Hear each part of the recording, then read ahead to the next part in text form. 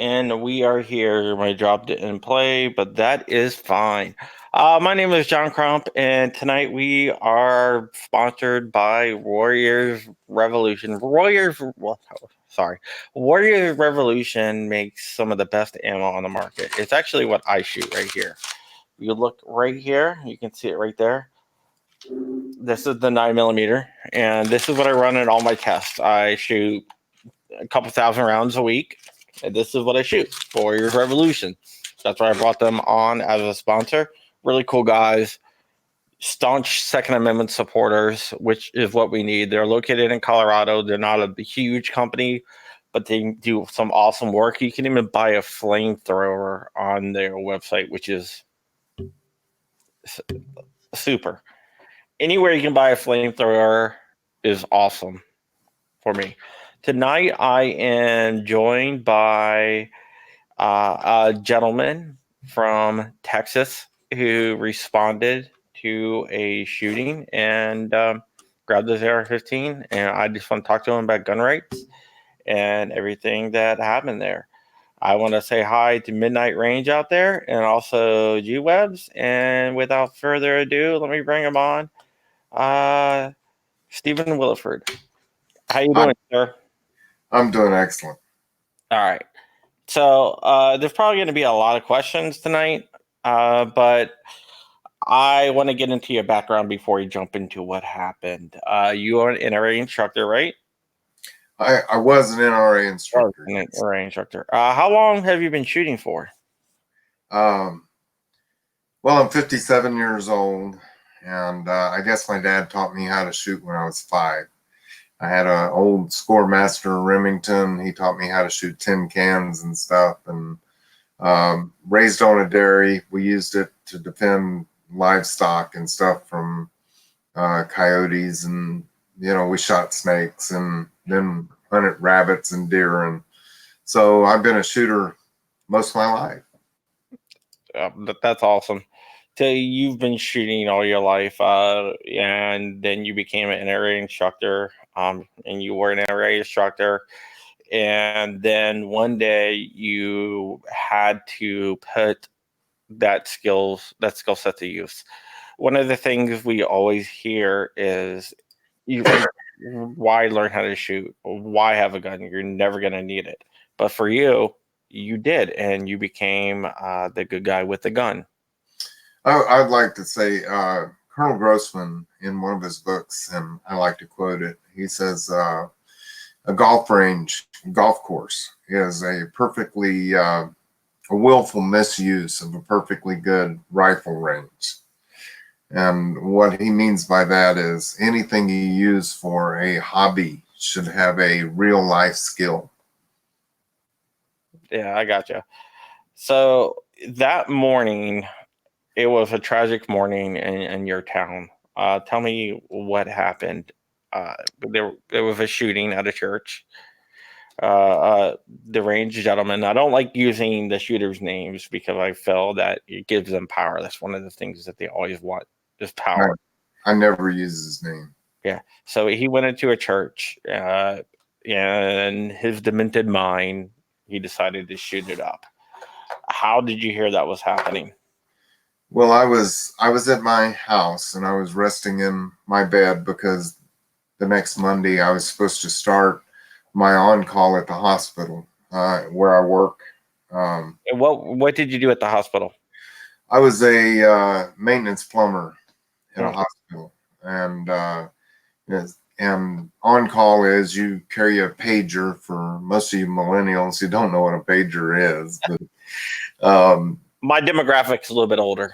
Okay, well, some of you guys know what a pager is, but it's old style technology that will reach you where phones can't. And so I was going to start my on call, and I would be working anywhere from 20 to 30 extra hours at the week. And so I was trying to stay home, and I stayed home that day from church to get some rest. And my wife decided, since I wasn't going, she was going to go work on my younger daughter's house. And so I was relaxing in my bedroom, and my older daughter that was living with us at the time, because she was engaged to get married. She didn't want to pay for another apartment rent and stuff, and then be stuck with a contract. And so she was living with us until she got married, and then she was going to move into with her husband. She was washing dishes because that's part of her chores for living in our house. And she heard the shooting, and she came into my bedroom and said, "Dad, doesn't that sound like gunfire to you?" Now, my daughters, all three of my kids were NRA distinguished experts by the time they were 8 years old. I kind of figured that. Yeah, we taught them how to shoot. I ran a youth shooting club, and they're all three very good with the gun. In fact, one of my students went on. Her name is now Heather Telly. Used to be Heather Deppy, and she set women's collegiate national record shooting for West Point. But anyway, my daughter brought it to my attention that it sounded like gunfire, and right away your mind tries to make something normal out of something abnormal. And I said, "It sounds like someone tapping at the window." And I opened the window and looked outside, and there was nobody there. And she said, "Come into the kitchen. It's louder in the kitchen." And I went into the kitchen, and right away I recognized it as gunfire. And I said, "It is. It's gunfire." I ran to my safe, and my daughter ran out the door, jumped in her car, and drove up the block to see what was going on. And I ran to the safe. I got the rifle out of the safe, and I grabbed a magazine, went in, grabbed some ammunition.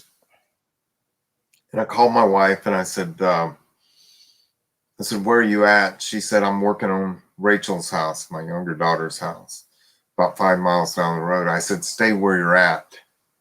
She said, "What's going on?" I said, "There's an active shooter at the church." And she said, "Don't go over there." And I hung up on her. And she said, "I knew you were going over there." And I grabbed a handful of ammunition, and the other daughter ran in the door, and I'm sticking ammunition into a magazine. And she said, "Dad, there's a guy in black tactical gear shooting up the church." And I said, "Did you call 911?" She said, "I did. They're on their way. They're aware of it." And right away that told me that the police were coming. I guess at that point I was more afraid of the police, the shooter, because the police are coming to an active shooting, and if they see me running across the street with an AR-15 in hand, what are they going to think? They're going to think I'm the guy. wow. And I decided in my head that the first police cruiser, I was going to throw the AR-15. I was going to hit the ground with my arms as far as I could apart and start yelling, "He's still in there. He's still in there." But my community couldn't wait. So I loaded up the rifle with just a handful. Yeah, somebody wants to know if you keep the magazines loaded now at the house.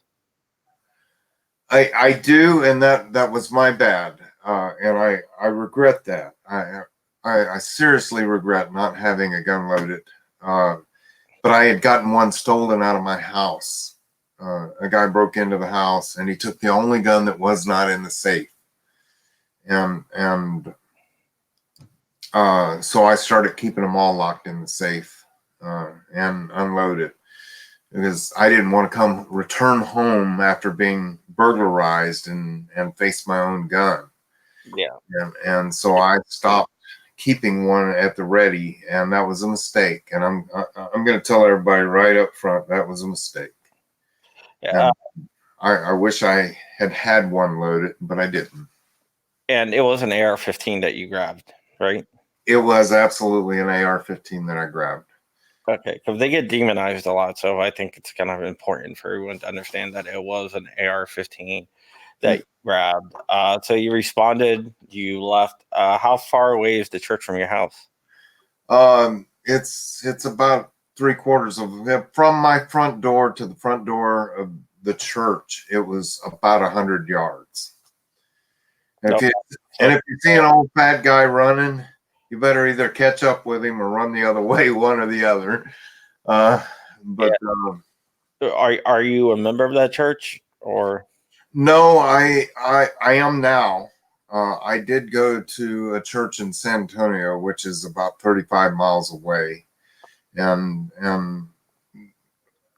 I went to a Church of Christ. I grew up Church of Christ. Not that I had a problem against with Baptist church, but I went where I was most comfortable at the time, and so I was not attending that church. It was a Baptist church, but I had delivered toys. That's what the beard and the mustache and the long hair is about right now, is because that season. I always grow it out. And I delivered toys with the First Baptist Church and have been for over 6 years. I put on a Santa hat. I have my Santa hat right there. I put on a Santa hat and I play Santa and ride a motorcycle and deliver toys. So I did a lot of things with the First Baptist Church before this happened. And you know, Sutherland Springs is a community of under 600 people. Yeah. That's our whole population. And I'm fourth generation there, so I knew everybody. So what did you think when you saw him coming out of the church? He had on class 3 body armor, and he had a SWAT style helmet, bulletproof helmet with a dark tinted shield that came down right about there. I think that has to be terrifying to see. Oh, I was, you asked me on the other interview if I was scared. No, I wasn't. I wasn't scared at all. I was just absolutely terrified. I can only imagine. So, did he see you, or were you able to shoot at him first before? As I ran across the street, I yelled out, and I believe it was the Holy Spirit yelling out from me. And he had just shot Chris Workman in the back, and he shot Julie Workman, Chris's mother. Chris is now paralyzed from the waist down. Julie, he shot her through the breast, and he skipped one off of the concrete into her leg. And what he was doing is he'd shoot someone, and then when they were wounded, he'd walk over and shoot them with a pistol, point blank range in the head and kill them. Right. And he was walking over to shoot Chris and Julie and finish them off, and I yelled out. Somebody wants to know. And they heard. I'm sorry? Somebody wants to know what class 3 body armor is. It's rated for smaller calibers. Well, class 1, class 2 is what police department usually carries. Class 3 is actually what the military carries, and they will stop a rifle. Okay. And so when I saw him come out of the church and I saw the class 3 body armor, interesting enough, I was a pistol competitor and I shot on a team. And we had a team of 5, and one of our pistol team members was a former Army Ranger and a San Antonio police officer, and he trained SWAT teams. And when we were training and we were shooting together as a team, he trained me. He said, if you're ever confronted with body armor, he said, go ahead and shoot him in the armor. He'll feel it. And then wait your chance. And if you get an opening, shoot him in the side, in the hip, and in the legs. He said those were, and we practiced a shot in the side, one in the hips, and one in the legs. And that's exactly what you did. Well, as he came out of the church, he started shooting at me, and no, I didn't get the first shot off because I was still looking at his truck. He had a Ford Explorer. It was parked in the middle of the street with the door open and the engine running. Driver's side door was open, the engine was running. And he came out of the church, and when he first came out of the church, I was focused on that Ford Ranger. It was strange sitting out in the middle of the street with the engine running, door open. And he came out and he started shooting at me. I ran behind a Dodge pickup. and he hit the truck in front of me. My neighbor he's a big Dodge fan. He had a Dodge pickup, and he had a Dodge Challenger, and he hit the truck in front of me. He shattered the windshield of the Challenger behind me, and he hit the house behind me. Coroner's report said I hit him in the left chest. He had a contusion where I hit him, and it didn't kill him. It didn't penetrate the armor, but it bruised him. He had a contusion on his left chest. He had a contusion on his abdomen. And when I hit,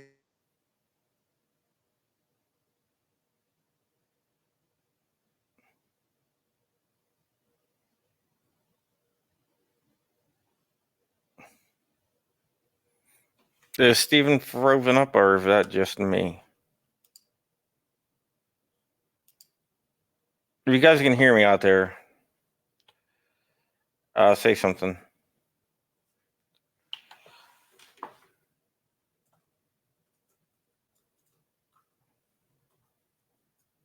Okay.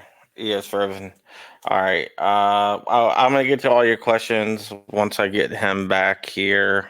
Are you back, Steven? I am back. I don't know what happened. Okay. All right. But anyway, he's back. I shot at him. I hit him in the left chest. I hit him in the abdomen, and he had contusions there.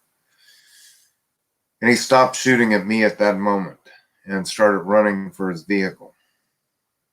And when he turned to his side to get in his vehicle, that's when I shot him between the plates. I shot him in the side, and then I hit him high in the legs. Yeah, and he was able to get in his. What's that? I read he dropped his rifle and started shooting at you with his pistol. He actually dropped his rifle in the church. Okay. And came out shooting at me with a pistol. Okay. And when he got in his vehicle, he put two through the side window. And I saw everything was slow motion. And I saw the glass open up, the holes in the glass fall. And I couldn't see through the reflection of the window. I put one where I perceived his head to be. Pulled the trigger, and the coroner said he had a abrasion across his forehead. And he accelerated the vehicle and turned down the road and was accelerating just fast as he could away. I ran out into the middle of the street, and at about 150 yards, I put one more shot through the back window. It shattered the back window. Police later told me that it went through the back window, it went through the driver's seat, and it hit him just right of the left shoulder blade. But it didn't stop him. He kept going. Yeah, scary. And I'm there thinking he's getting away. He's getting away. I can't let him get away, and I'm on foot. And I turned and I looked to my left, and there was a pickup truck sitting there at the stop sign. Yeah, that was John. What's his last name? Johnny Langendorf. Yeah, Johnny he witnessed the whole thing. He saw the whole shooting. From when I confronted the guy, and he was on the phone talking to 911, and I ran over and I tapped on the window and I said, that man just shot up the Baptist church and we have to stop him. And I'm going to say every sane man in this world would have probably just put it on the floor and drove off and left me. But this is Texas we're talking about. We're not known for our sanity. Yeah. Did you know Johnny before that, or? I had never met him before in my life. And how he knew I was the good guy versus the bad guy. I guess he figured the guy with body armor on and stuff running out of the church and saw me barefooted because I didn't even have time to put shoes on. I guess he opened up. The next thing I heard was a lock, climbed up in the cab. He never said a word to me. He accelerated and turned the corner, and we were chasing him. And 911 had already put John. What's that? You reached speeds of about 95 miles an hour during the chase, right? He said he was doing 95 miles per hour, and I totally believe him. He was doing at least 95. We were flying down the road.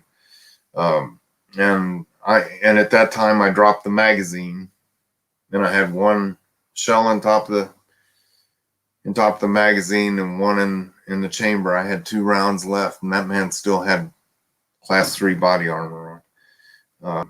And all these politicians that say, oh, we need a 10-round magazine. See, he did it with a 10-round, less than 10 rounds. I had 8 rounds altogether.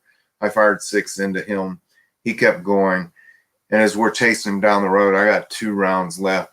Anyone that said that's enough should have been riding with me in that truck. I was wishing I had another 30, you know. No. Anyone that says that I needed less should have been riding in that truck with me, knowing that he's got on class 3 body armor and I still got 2 rounds left. I put 6 in him and he's still moving. Yeah. You know.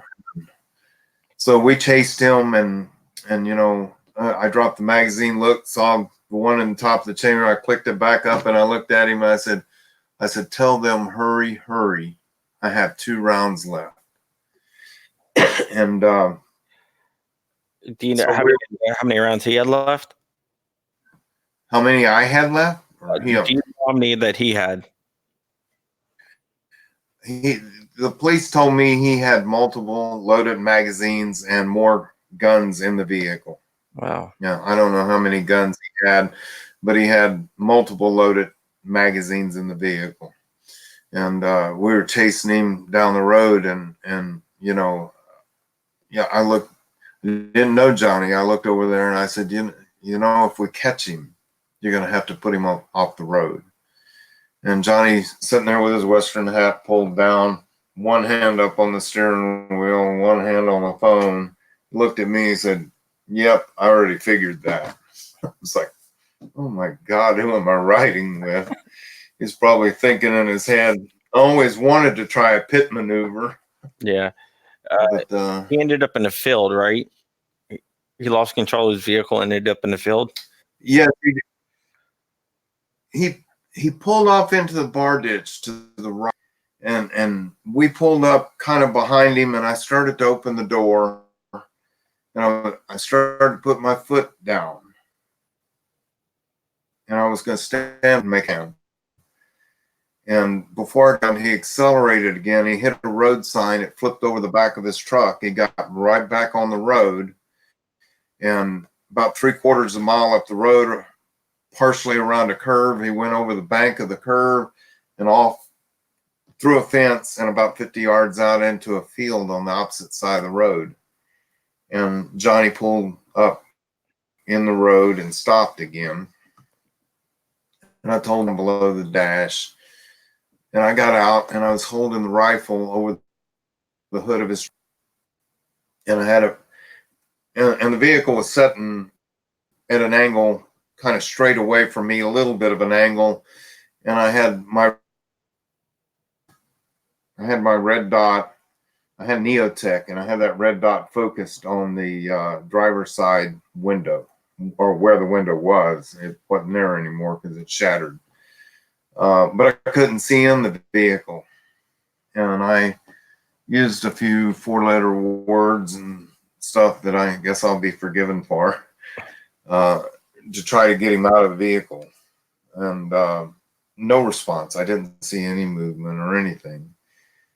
And they estimated that I was there 5 to 7 minutes waiting on the police. And that was an eternity for me. That felt like forever. I can't even imagine. I don't know what I would do in the situation. Adrenaline running. You know, all I could think of, he's going to make a last stand. He's going to come out of that vehicle and he's going to come at me. And you know, and of course, Johnny did whatever millennial would do. He got out videoing me with his phone. So, yeah. And they ended up confiscating his phone because he videoed it and put it on YouTube, or not YouTube, Facebook. But it took about 5 to 7 minutes, and I was there with the sight focused on the side window, and then I heard, driver, get out of your vehicles with your hands up. And I looked up the road and I saw a police officer. And he was standing behind his door. He was about 50 yards from me, which meant he was about 100 yards from the shooter.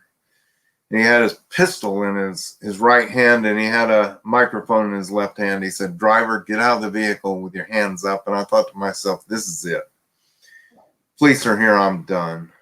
And I laid my rifle on the hood of the truck, and I started to the back of the truck with my hands, palms out, hands up high. Started walking to the back of the truck, and he made eye contact with me. And he said, "Not you." I said, "Okay." I went back over and I picked up my rifle again and trained it back on the vehicle. He knew that even at 50 yards, me with the rifle, even with 2 rounds left, I had a significant tactical advantage over him at 100 yards with a pistol. Yeah. So I went back, picked the rifle up, and I held it over the hood of the truck until another 5 minutes. 4 or 5 other squad cars showed up, and they got out with AR-15s. Funny thing, they needed their AR-15s also. And then I thought, it is over. And I pulled my rifle off of the hood of the truck and walked over, and I laid it on the toolbox on the back of Johnny's truck. And then I was trying to stand with my feet in the shade, because Texas is a little warmer than you guys are. It was 90 degrees that day, and my feet were getting hot on the pavement. Yeah. And, I was trying to stand in the shade, and I stood there for another 30 minutes probably. And I'm thinking, what are they doing? Because they had set up a police line about 50 yards from me. And I'm like, what are they doing? I thought, are they, it's okay with me if they're waiting for him to bleed out. But I was trying to wrap my mind around what they were doing. And then they brought in a drone. They probably want to make sure that it wasn't like rigged to blow up or something. They flew the drone over and looked inside the vehicle, and determined that he had taken his own life. But by that time, I had started to run back to the police line, and they had brought up a police cruiser, and I squatted down by that, and they backed it up and took me to the police line. And I've taught defensive classes for 20 odd years, and I tell people in my classes, if you ever use a gun in self-defense, be prepared to go to jail. And so I was thinking I was going to jail, and I'm going to jail. I know it. They'll figure it out in the end. And I've told my classes, if it's not worth going to jail, then your life isn't depending on it, and you probably shouldn't pull a gun. Yeah. And so I get back to the police line, and of course, I've got pumped up with adrenaline, and my feet are hot, and I'm walking back and forth, and I keep telling them, can I go back to the line back there? They had already set up another line, and my wife was there. And I said, can I go back and get my shoes? And they said, oh, no, you can sit in my police car. I was like, no, that's okay. I'll stand here. I didn't want to get into a police car, afraid they were going to shut the door and take me away. But yeah. Here's a question that we have. Midnight Range. He's one of my regular people that come in here. He says anti-gun people will say if ARs are banned, murderers wouldn't be able to do what he did. He wants to know what your thoughts on that. And he doesn't want to stir the pot. He just thinks this is an amazing opportunity to ask someone that's been in the situation. No, I get it. And here you go. We are in Texas, and I'm not too far from the Texas-Mexico border. And in the Texas, just across the border, the Mexican cartels have full automatic M16s and AK-47s and stuff. And just yesterday, there was a shooting where the cartels just murdered just a whole bunch of people. Yeah, 4 cops too. What's that? There was 4 cops, Mexican cops, that were murdered. And that's what you get when you ban all the guns, because it's illegal to have guns. And I did a interview for a documentary from a guy from France, who's a young man from France. He was in the rock and roll concert that the terrorists came in and shot it up with AK-40, full automatic AK-47s. And that was the death concert, right? It was a concert there in France. I don't know who was playing, but yeah. And he hid in a bathroom. He got shot at. He hid in a bathroom. And they had full automatic AK-47s. Yeah. How did that happen? The reason why I know the band is because I talked to one of the band members, and he says he wishes that he had a gun on him that day, and he said that experience actually made him pro 2A. Absolutely. And you know, this young man said in France no one would do what you did, and I said, oh, come on, Henri, surely somebody would have. He said, no, nobody would. And then it struck me that on a French train, when a terrorist hit a French train with a full automatic AK-47, started shooting people, 2 American soldiers unarmed took the guy out. Yeah. God bless America. Yeah, they actually made a movie about that, didn't they? No, I don't know whether they did or not, but God bless America. It was 2 unarmed soldiers in a train full of French people, French men. Yeah. With 2 American soldiers that stood up and took the guy out. I think it's an American attitude. Yeah. Anytime they say we'll just ban them and then the bad guys won't have any, they're just lying to themselves. I went to a meeting with Sheriff Louderback of Jackson County, Texas. He's now a presidential advisor for everything border security. And Sheriff Louderback said that over the border, the drug cartels have a $500 billion with a B $1 billion budget that they can spend. No doubt. And if they cannot get AR-15s or M16s and stuff through the black market, with $500 billion, they could set up a manufacturing plant and make them themselves. From what I understand, a lot of their automatic weapons, their M16s and stuff like that, actually come from the Mexican military. They do, and our military comes up missing hundreds a year that they can't account for.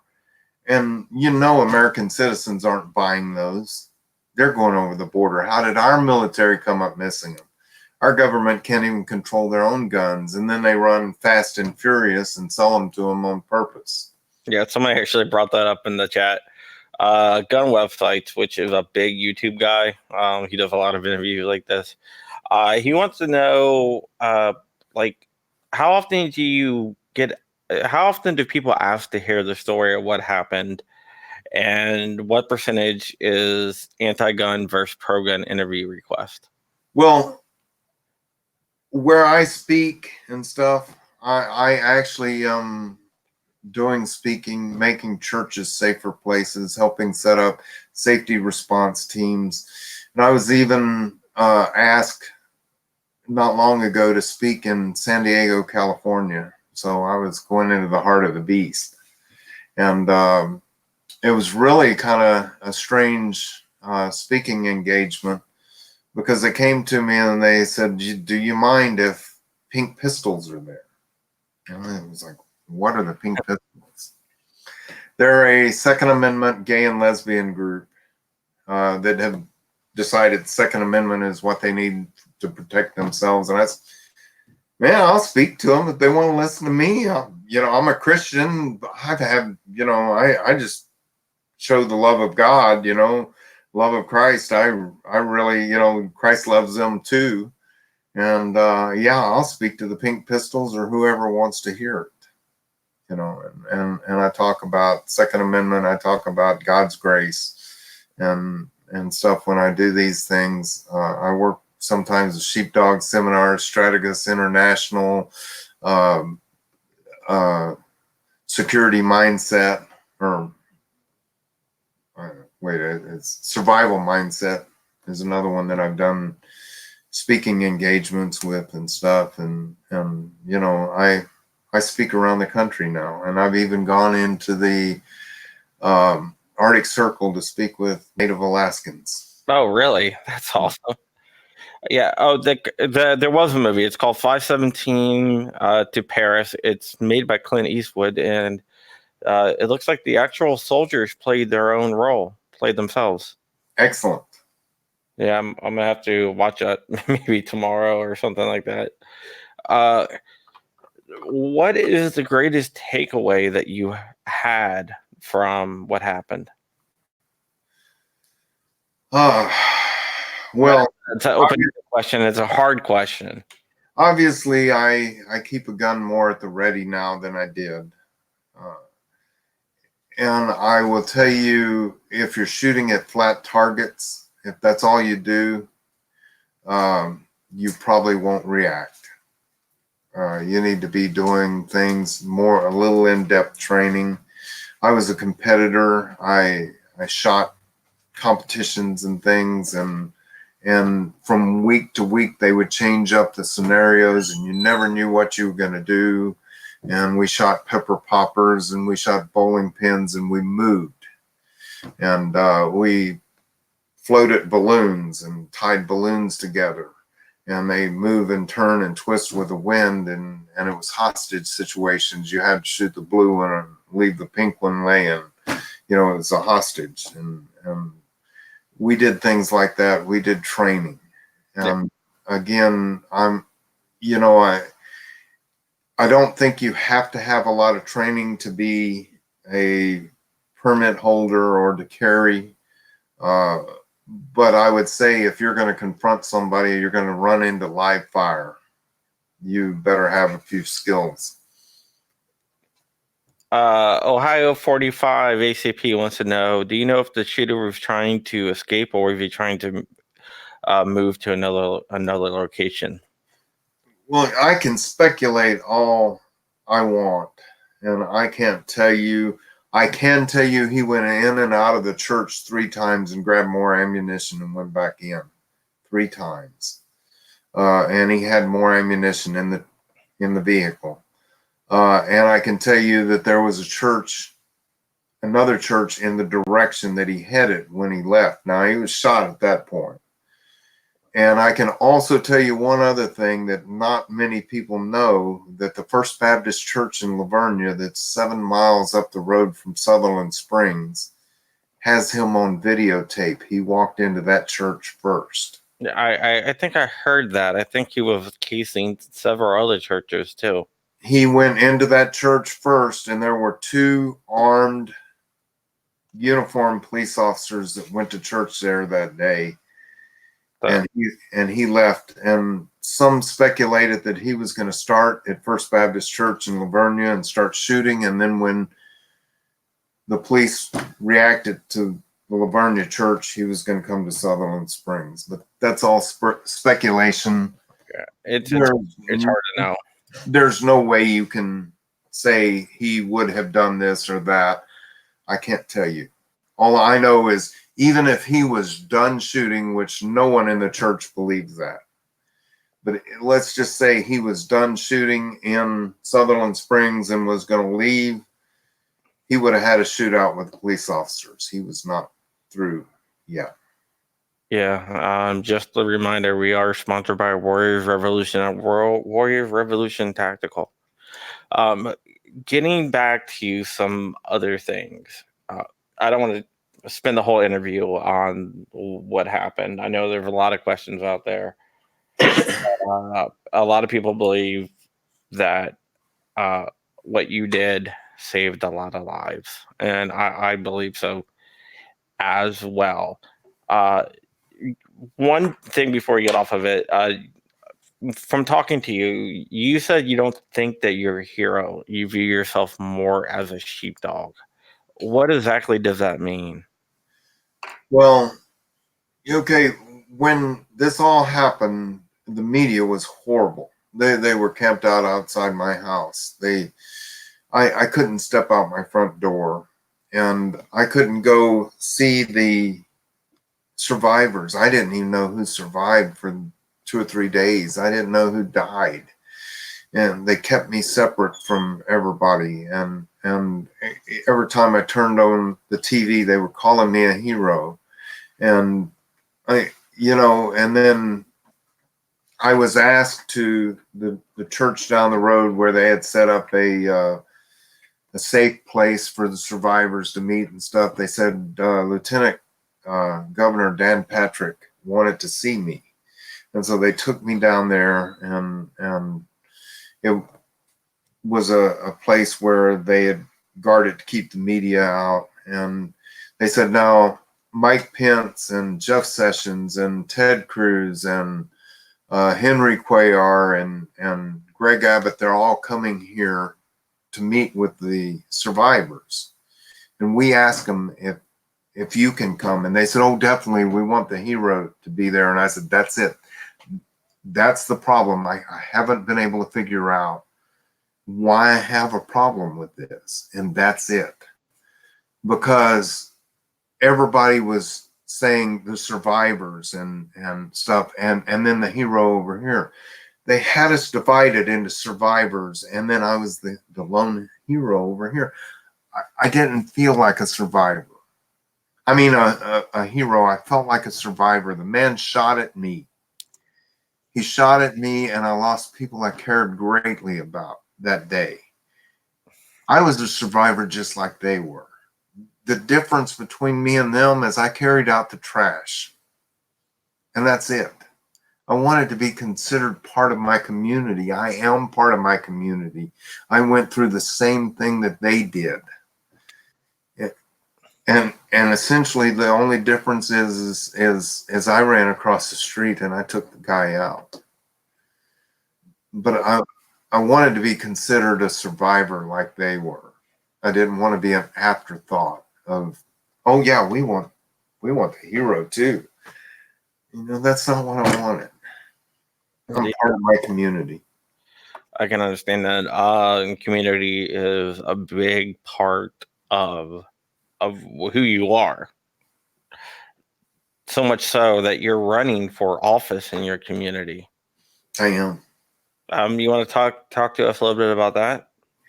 I want to be a county commissioner. I'm running to be a county commissioner, and so they said, well, why don't you run for Congress? We have 6 Republican congressmen that are stepping down this year, United States congressmen. Why don't you run for one of those seats? I didn't know. First off, I thought you had to be in that precinct to run for one of their positions. They said, no, you don't even have to be in the precinct. Why don't you run for those? And I said, I don't want to go to DC. I want to help my community.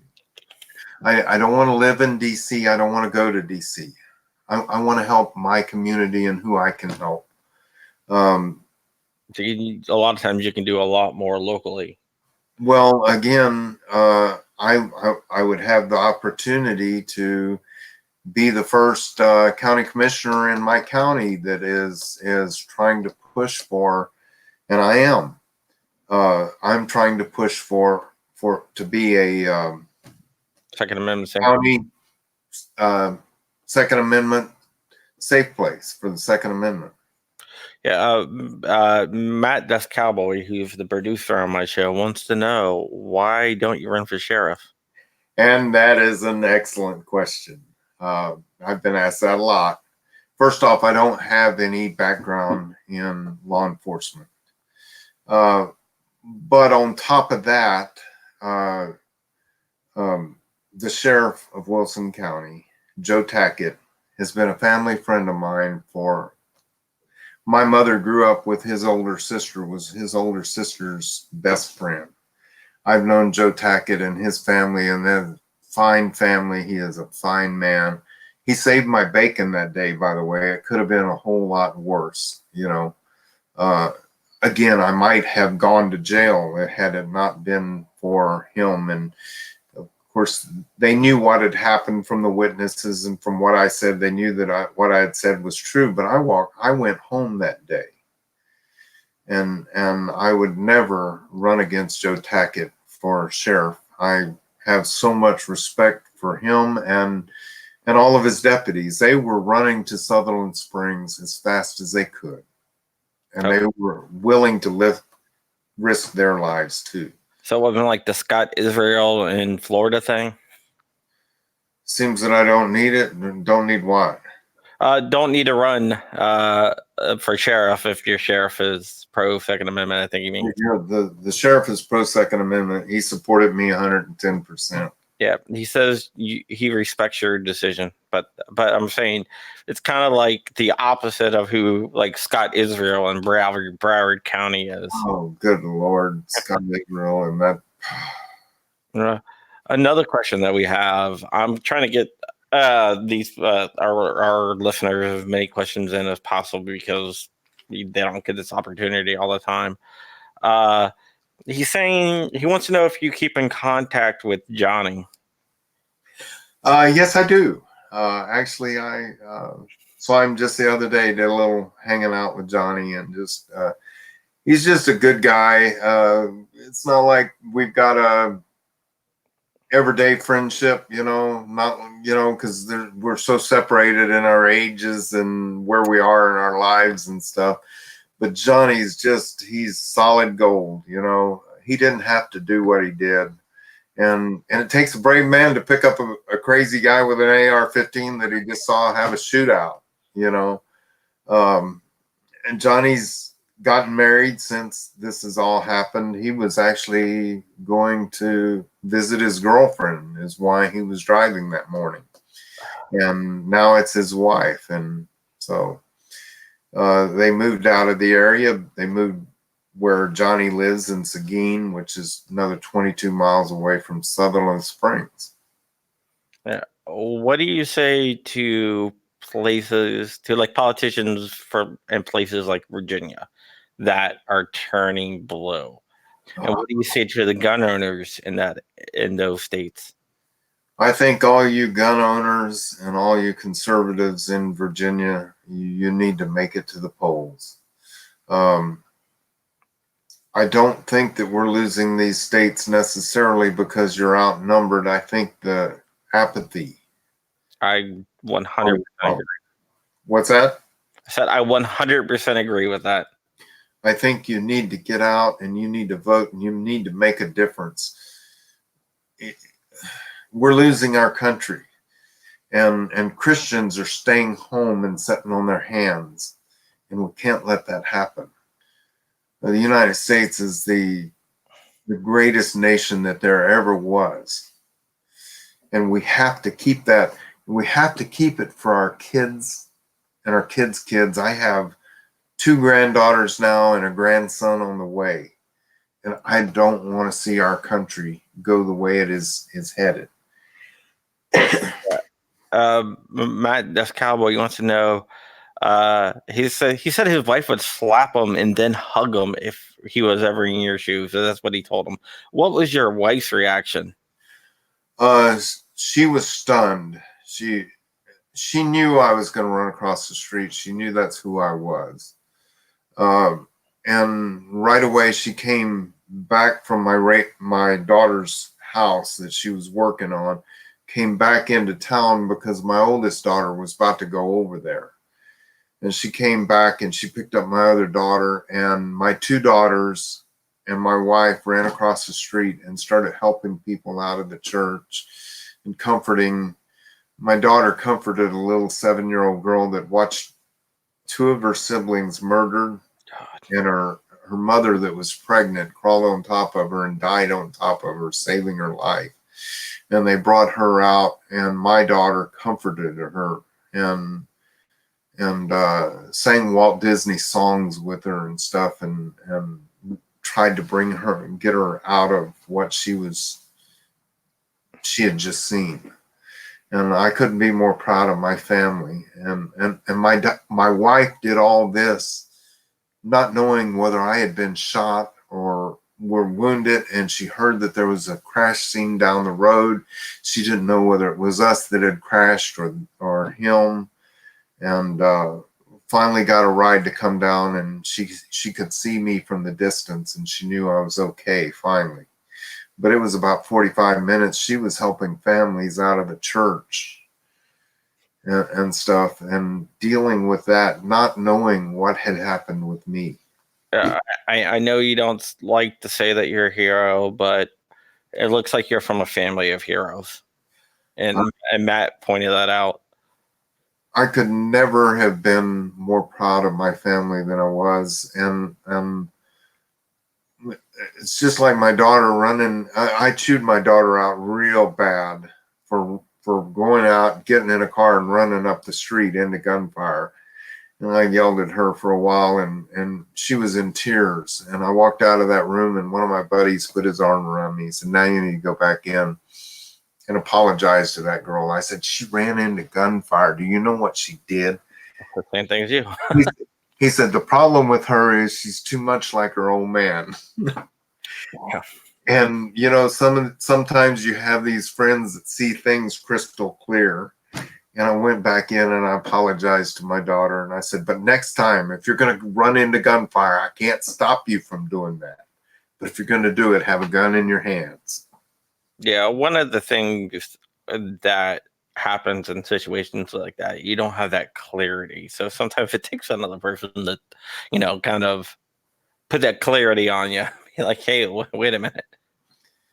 Yeah, well, my family reacted, and I had a neighbor that he was across the street from the church, and this guy started shooting at the church from the outside of the church. He was shooting through the church first, and my neighbor was changing the oil in his truck or in his car, and the guy shot at him. And this particular neighbor had some EMT training and stuff, and after the shooter was gone, he ran in and started tying tourniquets and saving lives in the church. Julie Workman, that I told you about earlier, that you've been shot through the breast and shot in the leg. As soon as the shooter left, she was an emergency room nurse, and she started bleeding from her own wounds, and her son laying in between pews, paralyzed. She started tying tourniquets and saving lives and doing triage before the EMTs got there. She's a hero herself. Yeah, heroes that day. We have a man named, everybody calls him Gunny Macias. He's a retired gunnery sergeant from the Marines, and nobody seems to know his first name. Everybody just calls him Gunny. And Gunny was shot 5 times in the abdomen. He couldn't even stand. And as soon as the shooter left, he yelled out in a big booming voice, "Hallelujah, hallelujah, even in this, praise God." And then started barking orders, telling people what they needed to do to save themselves and waking them out of their funk or whatever, because sometimes you just need someone to tell you what to do when something like this happens.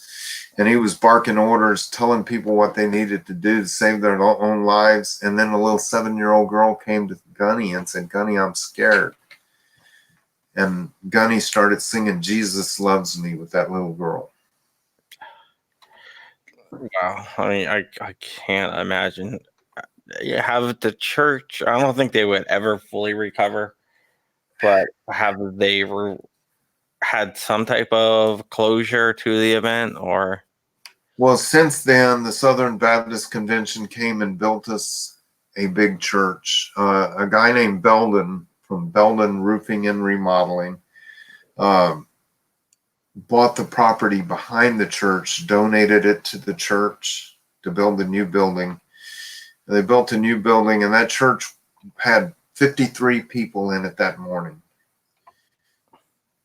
26 were wounded, or 26 were murdered, 20 were wounded, and 7 people walked out of the church without a wound.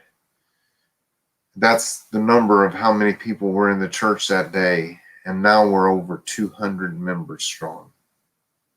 yeah, it's amazing on how tragedy pulls the community together. Well, and They live stream the services every Sunday, and we're reaching people in Africa and all over the world live streaming. They tell us, we watch your church service. We watch every Sunday. We get letters from all over the world. God can take a tragedy and turn it for his own good. Yeah, you can't understand God. It's one thing I've learned. There's a plan, but we might not know it. The pastor lost his 14-year-old daughter. He's now running for Texas State Senate. So he's running for office too. That is good. I think we already answered the question about that. Let's get back to your run, which is a little bit happier situation. What is some of your stances? I know Second Amendment sanctuary. Any other type of stance? Well, I am absolutely an advocate. County commissioner does budgets for the community, we have 4 county commissioners. We're broke up into 4 precincts. And we do the budgets for the police department, for the sheriff's department. We do the budgets for fire and for EMS and stuff. And I am a strong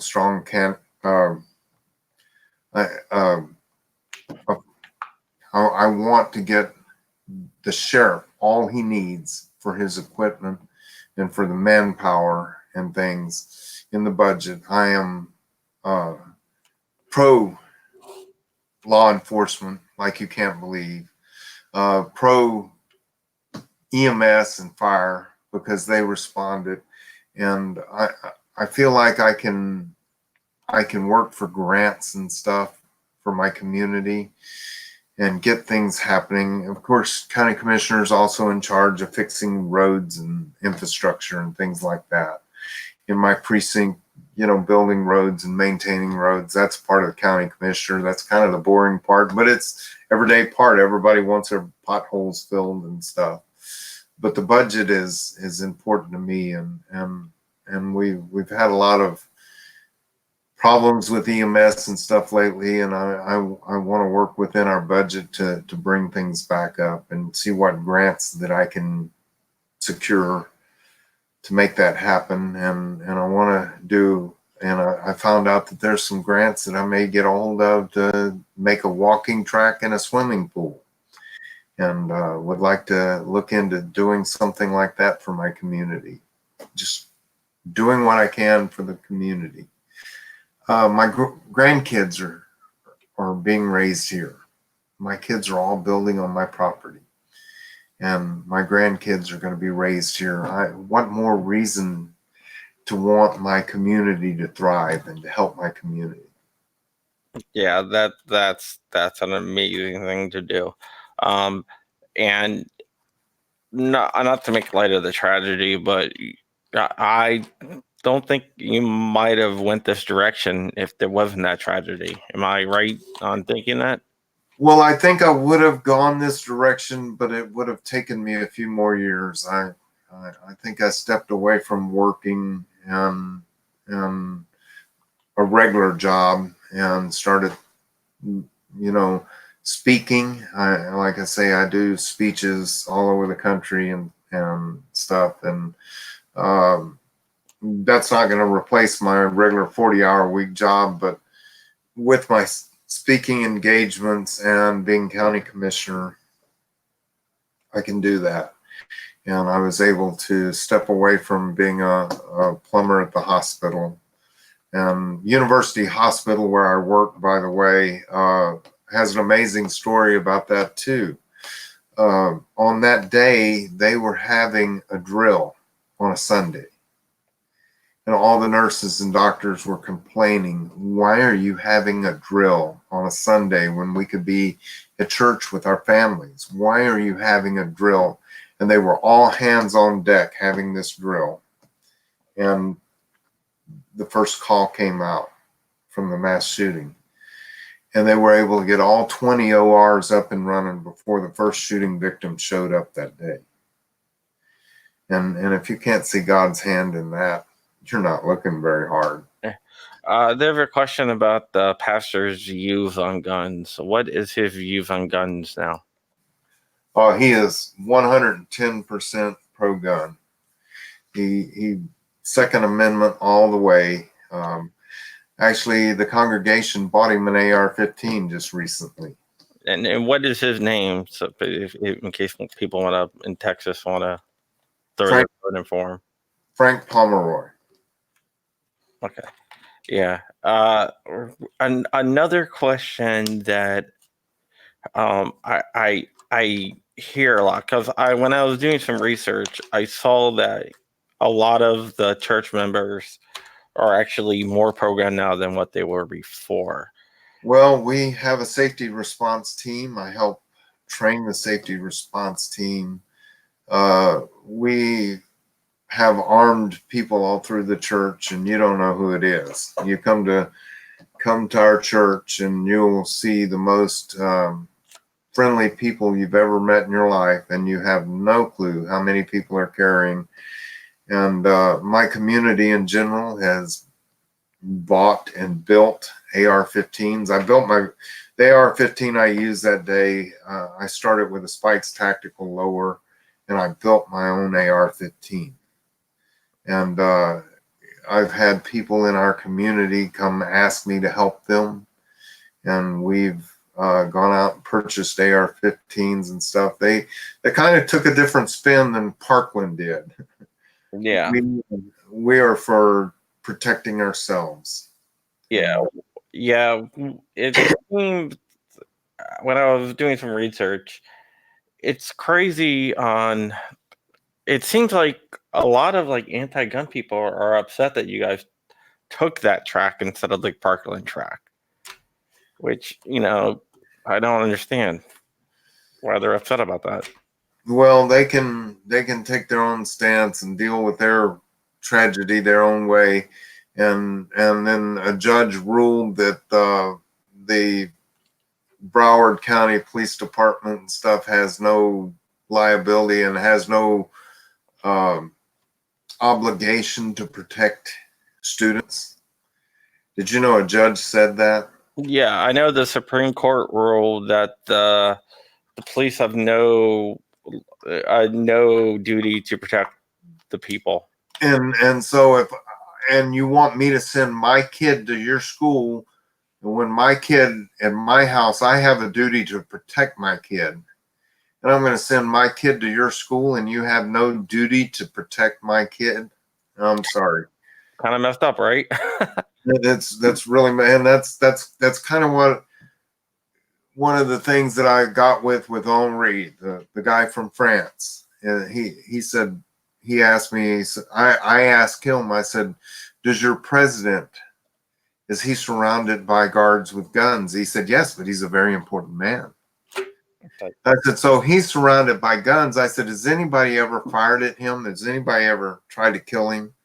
No, he's surrounded by people with guns. Exactly. Said, but yet, Henri, you've been shot at and he's not. And you can't carry a gun. How fair is that? And he said, but he's an important man. I said, I am going to tell you, my life to my family is just as important, or is more important than Donald Trump's life is to my family. I said, if somebody was to kill Donald Trump, Mike Pence would step up in his place. The country would mourn. My family would not suffer financially and a little bit emotionally, but not as much as if I lost my life. And if I lost my life, they would suffer financially and emotionally for the rest of their lives. My life to my family is more important than Donald Trump's life to my family.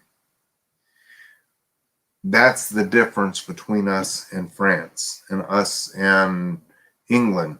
I said, you guys were born of a monarchy. You have an idea that those monarchs or those leaders, they're not monarchs anymore, but those leaders, their lives are more important than yours. And they're not. I said, your country was born of a monarchy.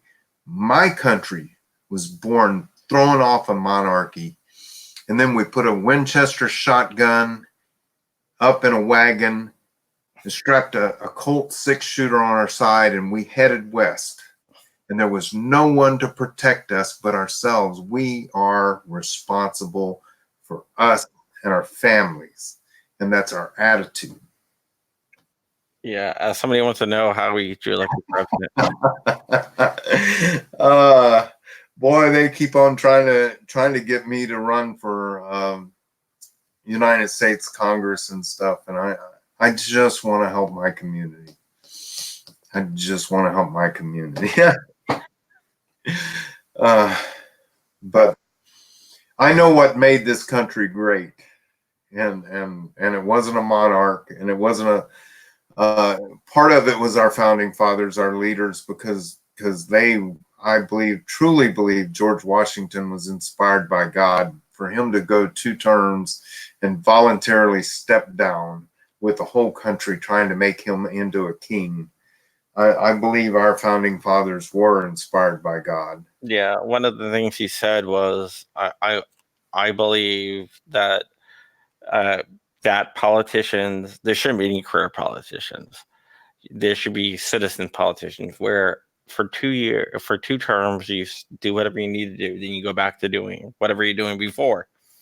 Yeah. And we shouldn't have career politicians. Oh, and I think the United States Congress and Senate should be that way too. I think I'm for term limits too. And I think, Pelosi and all the bunch that have been there forever, and they need to just go away. Although I kind of prefer them to some of the new crop of Democrats. Oh God, yes. Well, you and me. I will tell you that if AOC can be Congress, anybody can run for Congress. It doesn't take great intelligence. No. Can I say that on a podcast? Oh my gosh. I bash her all the time, so I don't think you have anything to worry about. Oh, right. Even an old fat bald plumber could be congressman if that's the case. All right, Stephen. Anything else you want to say, or and how can people find you online if they want to? I have a website, stephenwilleford.com. Right now, I'm trying to get it moved from one to another place, but it should still be up right now, stephenwilleford.com, and it has a place. Please, want me to speak? Click on it, schedule me to speak. I'll come speak. I have a political campaign, another political website, and it's I think it's Willeford. I guess I should know this. It's Willeford for Texas, and it's got a contribute button, and I need to fund my campaign to make that happen. Everyone go there and give a couple dollars. Yeah. I'm putting in plugs, but what I will tell you is go out to the shooting range often. Go get trained, and not only just train with a gun, but start thinking about the right mindset. Because without that mindset, you won't. There were 8 concealed carry holders in the El Paso shooting, and all of them chose to defend their families and got their families out okay. But they didn't have the mindset of a sheepdog. And what I mean by that is the best way for me to defend my family in that sort of situation is tell my family, go to that door and leave now. I'm going to go confront the shooter. Not only am I distracting the shooter so my family can get away, but I may save your family also. That's the mind of a sheepdog. And when someone said, well, what if you were in that Walmart without a gun? And I said, wait, what? I don't understand the question. And then I said, well, if I was in a Walmart without a gun first thing I would have done is run for the sporting goods department. Yeah. Have you ever seen out a window, grabbed a shotgun, smashed out the window, grabbed some ammo? They'll figure it out later. The cameras will show what happened. They'll figure it out later, and I'll go confront him anyway. Yeah, have you ever seen that meme? You know, the most interesting man in the world commercials. Yeah. It's like the Dos Equis most interesting man in the world, and he always says, "I don't always drink beer, but when I do, I drink Dos Equis." Yeah. There's one that says it's him, and it says, "I don't always carry a gun," and it says, "Just kidding, yes I do." Well, see that that's what it said. What when they said, what if you're in the Walmart and you don't have a gun? What would you do? And I said, wait, what? I don't understand the question. But okay, but with the right mindset, you're not done until you're done. Go to the sporting goods, bash out the window, grab a Mossberg shotgun. Mossberg will love you. You know? Oh, yeah. Mossberg will love you. Grab a Mossberg shotgun, bash out ammunition, and load it up and go after the guy. And we're going to end on a question here by Mr. G Webbs himself, YouTube expert extraordinaire. Is a hot dog a sandwich? Oh, sure it is. All a hot dog is very small, unsliced bologna. Well, there you go. No, is it a sandwich I would eat? No, absolutely not. I don't know. They taste really good, even though they're probably really bad for you. Well, not probably. They are really bad for you. Well, in Texas, what we do with hot dogs is we put enough chili and cheese and onions and salsa on it that it doesn't taste like a hot dog. And there you go. You can eat it then. Oh, there you go. Gio Webbs is from Arizona. All right. So, Stephen, I want to thank you so much for everything that you have done and everything that you do. You are a true 2A warrior. You're out there speaking up for the Second Amendment and for my rights and everyone's rights out there. And for that, I am truly grateful. For everyone else out there, follow Stephen's example. Give back to your community. It's the best thing that we can do. It's how we safeguard our rights.